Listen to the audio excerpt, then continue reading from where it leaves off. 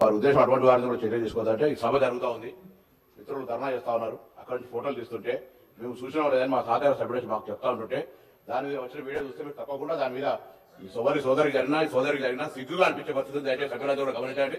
ఇటువంటి పరిస్థితి ఉంటాయి. నేను మొన్న కూడా రవాణా శాఖ మంత్రిగా నిజంగా మహిళలు 70 కోట్ల మంది ప్రయాణం చేశారు. నేనేమంటున్నా, ప్రయాణం చేసే సందర్భంలో ఒకవేళ కొత్తలు వచ్చినప్పుడు ఆయన ఫ్రీ బస్ వచ్చింది కానీ వాళ్ళని ప్రయాణం చేసి ఉండొచ్చు. కానీ వాళ్ళు ఎటువంటి వీడియోలో కొంతమంది వ్యక్తులు తెలుసు సంబంధించినటువంటి ఇవాళ సోషల్ మీడియాకి సంబంధించి నేను విధాన పోలీస్ అధికారులు కూడా అటువంటి వాళ్ళకి సంబంధించి చర్యలు తీసుకునే పరిస్థితి స్వయంగా వారిని అంటే ఆ వీడియో చూసినట్టయితే మీరు కూడా నిజంగా చెప్తా ఉన్నారు దయచేసి అధ్యక్ష, అటువంటి వీడియోలను ప్రదర్శించే పరిస్థితి ఎట్లా అధ్యక్ష? కావాల్సుకొని దానికి సంబంధించిన మేము మాట్లాడుతుంటే ఏదో ప్రతిదీ ఒక నిమిషంలో ఏదైనా ఇప్పుడు ఒక ప్రతిబంధన ఒక నిబద్ధత దానికంగా మనం ఆనాడు ప్రభుత్వం మాట్లాడలేదు 100 మంది మీద కేసులు పెట్టిన అధ్యక్ష. ఒక్కొక్కరికి ఎన్ని రకాల సోషల్ మీడియాలో ఇయ్యాలి నా దగ్గర చెప్తాను. అనేక మంది మేము నా కార్యకర్తల కేసులు ఎదుర్కొన్నటువంటి పరిస్థితి ఉన్నది. ఇవాళ ఏం మాట్లాడింది కూడా ఉన్న జరిగిన వాస్తవాన్ని ప్రభుత్వ నిర్ణయాన్ని వ్యతిరేకిస్తే ఇవాళ నేరుగా ఇండివిజువల్స్ ఒక మంత్రి ఒక గిరిజనకు సంబంధించినటువంటి ఒక సోదరి మన మహిళ ఇక్కడ జరిగినటువంటి శాసనసభలో జరిగిన దాని మీద కూడా ఇట్లా నేను అడుగుతాను అమ్మా, నేను మీ గురించి నేను నా పార్టీకి సంబంధించి నేనేమలా నేను సోదరి media this is running commentary sir అధ్యక్ష, రన్నింగ్ కామెంటరీ. నేను గౌరవ సభ్యులు మాట్లాడిన అంశం మీద నేను రవాణా శాఖ మంత్రిగా నేను గతంలో మనం చెప్పిన ఆర్టీసీకి సంబంధించి మహిళలు ఉల్లిపాయలు తీసుకొని బస్సులలో అవుతారని ప్రత్యేకించి ఫేక్ వీడియోస్ తయారు చేసి పెడుతుంటే ఇది మహిళలను అవమానపరిచినట్టు కదా. ఇలా వాళ్ళకి సంబంధించి అక్రమంగానే అవమానపడి ఏం జరిగింది దానికి సంబంధించి రోజు పొద్దున అదే ఏజెండా నిన్నటికి అయిపోయింది. నేను దాని గురించి మాట్లాడాలి ఇప్పటివరకు మళ్ళీ మీరు నేను అడుగుతా ఉన్నా. నేను ఆ విషయంలో మీరు ఇవాళ నేను మక్కన్ సింగ్ గారు గౌరవ సభ్యులు వచ్చి ఇక్కడ నాతో మాట్లాడుతూ ఫోటో తీయని చెప్తే దానికి సంబంధించిన వీడియో చూడండి అధ్యక్ష. దానికి అటువంటి వాటి మీద నేను వారన్నారు చాలా భావశిక్ష ఉన్నారు. భావశిక్షకు సంబంధించి ఎదుటి వ్యక్తిని పూర్తిగా కించపరిచే విధంగా ఉండేట్లా అవమానపరిచే విధంగా ఉండేట్లా అనే అంశాన్ని తమ దృష్టి తీసుకొస్తా ఉన్నా. దయచేసి మొన్న కూడా మనం కూడా అటువంటి వారి మీద సభలో జరిగినటువంటి అంశాల మీద కూడా బయటకు వీడియోలు పెట్టిన తర్వాత అటువంటి వారి మీద తగిన చర్యలు తీసుకోవాలి. సభా ప్రొసీడింగ్స్ కించపరిచి అవమానపరిచే విధంగా మహిళలను వాళ్ళ మీద చర్యలు తీసుకోవాలని మీ ద్వారా కోరుతాను అధ్యక్ష.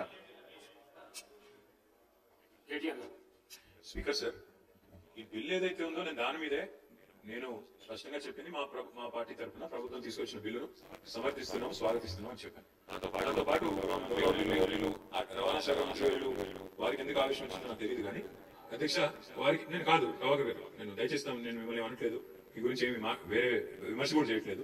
ఈ బిల్లు విషయంలో నేను చెప్పింది ఏంటంటే ఈ మధ్యన కొన్ని చట్టాలు ఎట్లాంటివి వస్తున్నాయంటే ప్రజల భావ వ్యక్తీకరణ స్వేచ్ఛను కూడా హరించే విధంగా వస్తున్నాయి.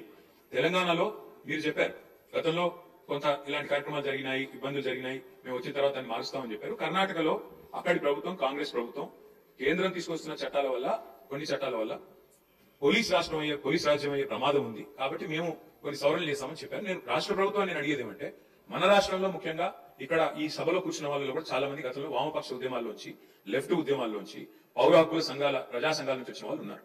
నేను ప్రభుత్వాన్ని అడిగేది ఏమంటే ప్రజల భావ వ్యక్తీకరణ స్వేచ్ఛను హరించే విధంగా కాకుండా మీరు దయచేసి ఈ రకమైన బిల్లు తెచ్చేటప్పుడు అన్ని రకాలుగా ఆలోచించమని చెప్పాను తప్ప వారు ఇంకొక మాట అన్నారు. అక్కడి నుంచి ఎవరో వీడియోలు తీశారు ఇంకోటి అన్నారు. మా వైపు నుంచి అలాంటిది ఏం జరగలేదు. ఇక్కడ మొత్తం కెమెరాలు మీ ఆధీనంలో ఉంటాయి, స్పీకర్ గారు మీ సెక్రటరీ గారి ఆధీనంలో మీ ఆఫీస్ ఆధీనంలో ఉంటాయి. మీరు మొత్తం చెక్ చేసుకోవచ్చు. అలాంటిది ఏమైనా జరిగిందా, జరిగితే మా సభ్యుల వల్ల జరిగిందా, లేదా ఇక్కడ ఉన్న కెమెరాలు ఆ ఏజెన్సీ ఎవరైతే నడుపుతున్నారో వాళ్ళ వల్ల జరిగిందా, ఏ రకంగా జరిగింది మొత్తం చూసుకోవచ్చు. ఏమైనా చర్య తీసుకోవాలనుకుంటే ప్రభుత్వం చట్టాల పరంగా చట్టబద్ధంగా తీసుకోవచ్చు, మాకు అభ్యంతరం లేదు. కానీ ఇవాళ అధ్యక్ష మీరు సోషల్ మీడియా కంటే చూస్తే దాడి ఒకరి మీద జరుగుతలేదు అధ్యక్ష. ప్రధానమంత్రి నుంచి మొదలు పెడితే, ముఖ్యమంత్రుల నుంచి మొదలు పెడితే, మాజీ ముఖ్యమంత్రుల నుంచి మొదలు పెడితే అందరి మీద, ఎమ్మెల్యేల మీద, మంత్రుల మీద, స్పీకర్ల మీద, అందరి మీద వ్యక్తిత్వ హననం చేసే కార్యక్రమాలు అన్ని వైపులు జరుగుతున్నాయి. దీనికి ఎవరు అతీతులు కాదు, ఎవరు పునీతులు కాదు అధ్యక్ష. ఒక పార్టీ ఏం లేదు. నెహ్రూ గారి టైం నుంచి మొదలు పెడితే ఈ రోజున్న నాయకుల దాకా అందరి వ్యక్తిత్వ హననాలు జరుగుతున్నాయి, క్యారెక్టర్ అసాసినేషన్ జరుగుతుంది. దీనికి అందరం బాధితులమే, ఎవరం కూడా పునీతులం కాదు, ఎవరు అతీతులం కాదు. కాబట్టి దయచేసి నేను కోరేది అన్ని పార్టీలో రావాలి.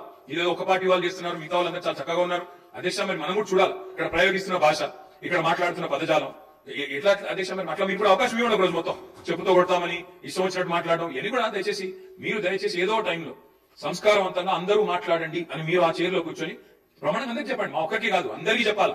చెప్పినట్టయితే ఒక రూలింగ్ ఇచ్చినట్టయితే అందరం కూడా దానికి బదులమై పనిచేస్తామని చెప్పి ప్రభుత్వాన్ని తెలియజేసి బిల్లు సమర్థిస్తున్నాం అధ్యక్ష.